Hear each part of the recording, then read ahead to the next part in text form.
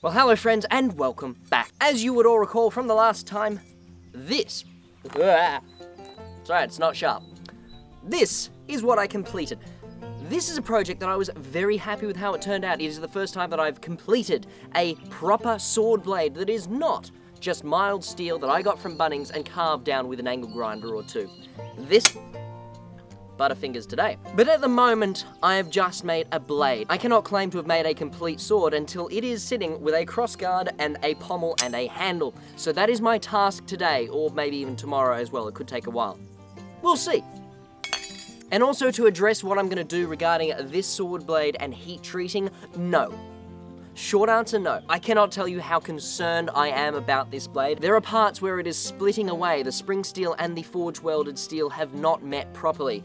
There are pockmarks, there are divots, there are parts where even the spring steel was pulling away from itself. I don't know how I managed to get that to happen. So this sword blade, as well as my abilities in general, leave a lot to be desired. But that's what this is all part of. I'm learning as I go here. So I'm not going to heat treat this. I think that would be wrought with danger and end in disaster. And then there'd be no blade to attach a crossguard and pommel to. What's the point? So today my task is to turn this lump of spring steel and this lump of mystery steel into a crossguard pommel, and then I'm going to find some timber lying around that I'm going to turn into the handle. I did originally want to wire wrap the handle. I don't think I'm going to end up doing that. The wire that I've got isn't exactly what I had in mind, so let's downgrade the difficulty level of this project, because as we've learned, I'm already struggling with some of the finer points of blacksmithing. But anyway, that's enough build up to what I'm going to do. Let's start doing it.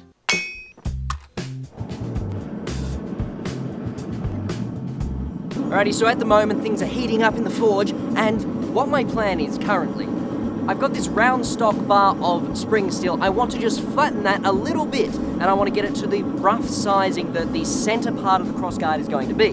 From that point, I will then stretch out the edges, because once I've established my dimensions in the center, I won't touch it after that point. So I'm going to get the center where I want it, and then I'm going to grab it both ends and pull them out together. Then I'm going to do something a little bit special that I've wanted to try out.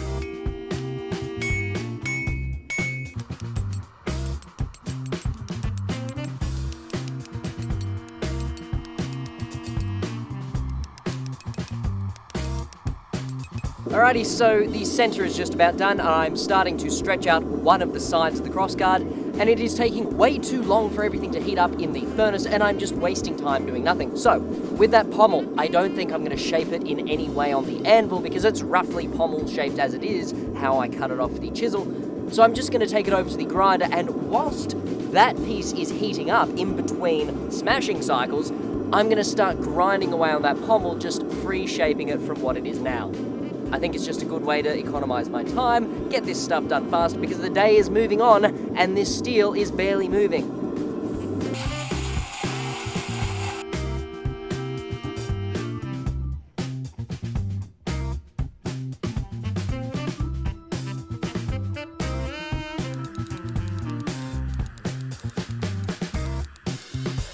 Okay, so much to my surprise, the crossguard is starting to take some form. What I'm going to have to do is, after I finish rough forging this, I will take it to the sander because I need to refine a lot of the edges before I move on to the next step, because they all need to be clean and all the dimensions of the crossguard need to be finished before I move on to the next steps. Because what they're going to involve is twisting both sides of the crossguard in opposite direction. And then on the end tips of both sides of the crossguard, I want to finish with a nice droplet effect. So I've got myself this hardy hole tool. Since it's just a nice little round hole with a divot in one side, I think it looks like the perfect tool for me so that I can round out those ends. I don't know if it's gonna work. This is the first time I've ever tried it, but it seems like a good idea, and I've convinced myself already. Now I just need to see if I'm actually right. I imagine this doesn't look like much now, but I've stepped away from the forge, and what I'm gonna do is refine all of it on this here sander. I've replaced the belt because we had a catastrophic failure earlier where it just shred itself. So we've got, I think, 80 grit on here. They're all so old, they've rubbed away. I've got no idea. Could be 120, who knows? Anyway, it'll work, right? So I'm just gonna give this a good old grind and then see if I can make it a little bit more impressive.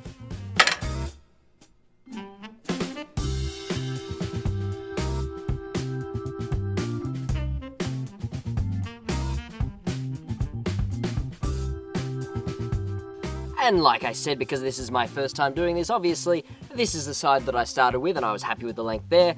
This is the side I tried to recreate that one, and as you can see, consistency leaves a lot to be desired. So I've just made a little mark. I'm gonna cut this down with a trusty little angle grinder.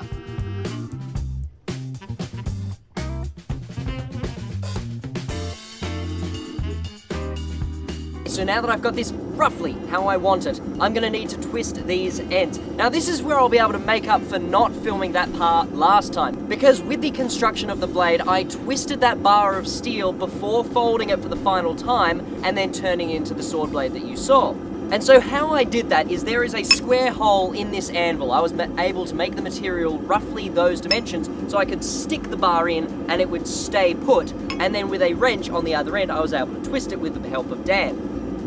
Unfortunately, this crossguard needs to be made to its own dimensions. I have not been able to make it fit into this hole. As you can see, it free spins, it's too small. So that begs the question, how am I going to twist these arms without fixing it to anything? Because I don't have a clamp that I can use. The only clamp that I have has wooden faces, and if I put red hot steel into it, it's going to destroy it. Once again, I'm faced with the issues of not having the correct equipment. But that's the point of what I'm doing. Complete amateur, showing you guys how to do it without all the right bits and pieces.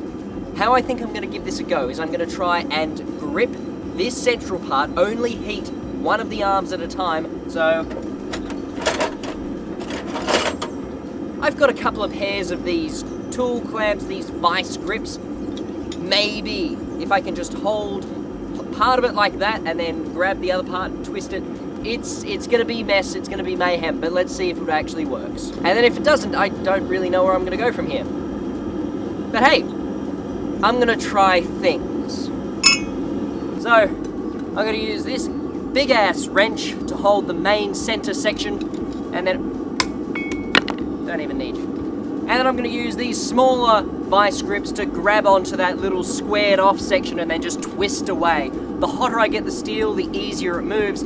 So basically, I'm going to pull it out of the forge, and I don't have much time to get it in here, get some twists in before it cools down too much, because the colder it gets, the harder it gets, the harder it gets, the relatively weaker I am to move the steel. So it's not a good day for Sam.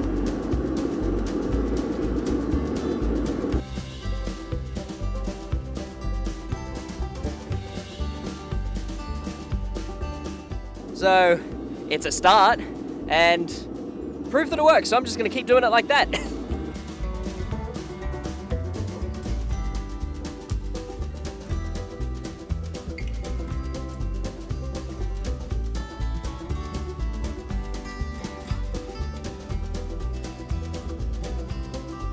Alright, so I think I've done a pretty decent job of matching up both sides of this crossguard here. The twists are about where I want them. I think one of the sides is just a little bit longer than the other, so I'll try and fix that as I move on to the next step. But this is that piece I was telling you about. This is going to fit into this square hole in the anvil here, right? And it's got a slight depression. They call this one the petal mold or petal making hardy hole tool, whatever. It's just got a round depression that's going to be perfect for what I want to do. So I'm going to try to teardrop the ends of this crossguard. It'll finish it off nicely. It creates a nice end piece rather than just square. So we'll give that a go. I don't know if it's going to work. This is not the tool made specifically for this task, but I'm going to try and make it work. Don't I always? Let's do it.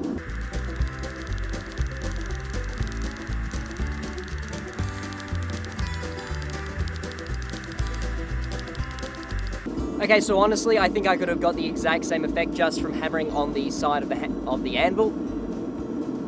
This tool didn't really serve my purposes, but it's rounded over the edges a little bit, and so I don't think I've got enough material at each end to make a nice bulbous little teardrop. So I'm just going to round them out, do my best on the grinder. So I'm just heating the steel back up. I'm going to straighten out both sides of that crossguard, and then we're ready to move on to the grinding, finish that pommel, and then I can do a handle. And it's about ready to get put together. I'm very excited.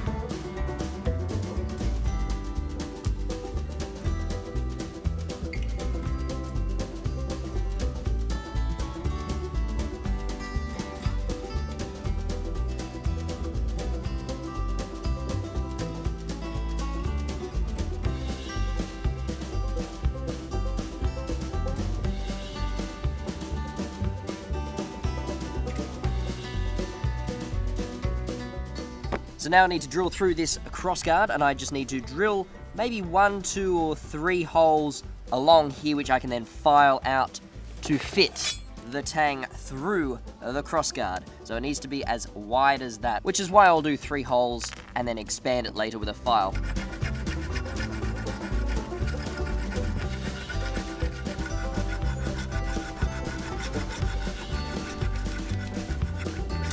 As interesting as it might be to continue using the file, this is going way too slow.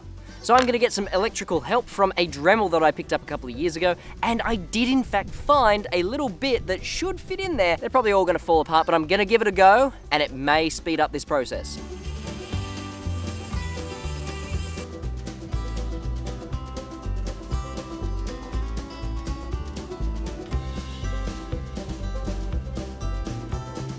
Now that I've got the crossguard roughly fitting, this here is the tang that I need to thread. I did not have a threading set at home, so I had to grab one from Bunnings. You can get them for about $60 is what I paid. So I'm just gonna thread this here end, then I will need to drill a corresponding hole in the pommel so that it can all screw together. Then I need to sand myself a handle and it will be ready to assemble.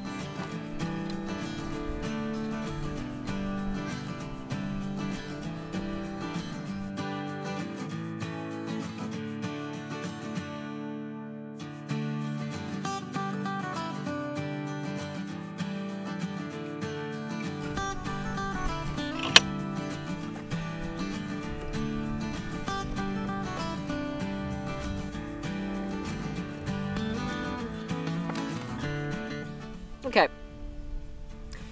so this is a metric 5 times 0.8. Now the 0.8, as far as I'm aware, is the thread size. The 5 would refer to the metric system's number 5 screw, or hole, or drill bit. You would think. What I did, on the tang, I used the M5 times 0.8 thread cutter. I then picked up the M5 times 0.8 thread cutter for the hole, and I assumed that if I'm using an M5, I should go get an M5 drill bit to make an M5 sized hole that I can then thread. You would think that's the way they would design these things. But no, it seems an M5, it just slides right in. It fits perfectly into the M5 hole. Turns out I needed an M4. So this pommel will not fit the tang. It cannot. Quite simply, it cannot fit the tang. So after that major setback, I was rather irritated with the pommel and crossguard, so I decided to move on to the handle. I just cut it roughly to size, and now I'm free shaping it on the sander without much of an idea of what I actually want it to look like. Now so that I can put this handle onto the tang, I've drilled a small hole, I think all the way through this handle, but just to make it all fit together, I'm going to burn the tang into the handle, so that'll expand the hole and get it roughly to the exact size of the tang, so it should be a very snug fit when I'm done. The trick is I need to go slowly, try not to burn the timber too much, so I'm going to heat up the end of the tang in the furnace, and then slowly press it in, burning away material as I go.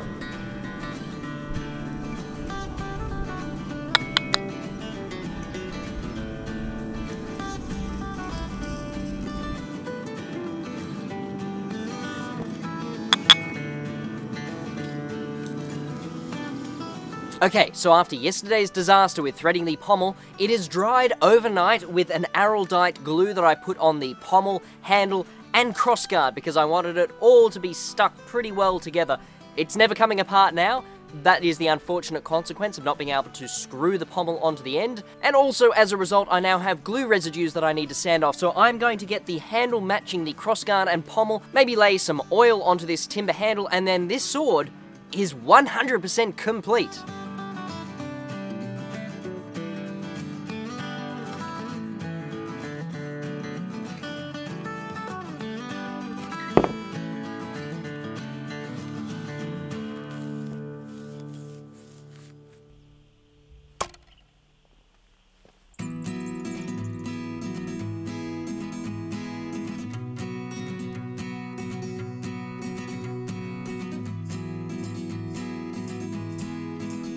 So after numerous setbacks, trial, error, and experimentation, I can finally say that I have made my very first hand-forged, kinda longsword? I'm really not sure where to class this, because when I began, I wanted to make a 1.5-hand bastard sword, which would have required at least a 70-odd centimeter blade, which would pop it out around here-ish, a slightly longer handle, but as it stands, I can fit 2 hands on there, squished, 1.5 comfortably, so I can claim that I did at least nail the 1.5-hand aspect. The blade could have been longer, and the crossguard is maybe slightly too beefy for the blade and handle, but you know what? Overall, this was an experimental blade, and I am thrilled that I was actually able to give you guys a finished product to look at and prove that a complete amateur can hand forge a short to medium sword. I didn't say that I could forge it well. All things considered though, for a very first attempt at hand forging Damascus steel, crafting a crossguard, handle, and pommel, I like to think I did kind of well enough, and I do hope that I've inspired anyone who's been contemplating getting into blacksmithing but has the attitude of, I don't know if I can do it, it seems like it's a lot of hard work. It is. Do not get me wrong, it is a lot of hard work, but if anyone says you can't just get into blacksmithing, they're lying. You absolutely can. You just need to be prepared for many setbacks. With all the cracks appearing in my project, it tells me that I was not able to do it as efficiently as I would have liked. The crossguard was a lot more effort than I would have anticipated to begin with, but it was easier than doing the hand forging. And then the last thing I learned is when putting together all of the fittings for the handle of your sword, accuracy is key. You want to measure twice, cut once. There are areas in this where it is not quite meeting up as well as I would have liked, and that is because I didn't take the time to make the appropriate measurements. I also learned that when threading a pommel onto a tang, after you've cut the threads for the tang, you need to make the hole in the pommel smaller than you would have thought. It needs to be smaller than your threading bits. I didn't test that to start with. I picked up my M5 threading bit and I assumed that I needed an M5 hole. I have since learnt that I needed an M4 hole. So that delayed me with having to glue everything together. I was very upset about that, but now I know for next time.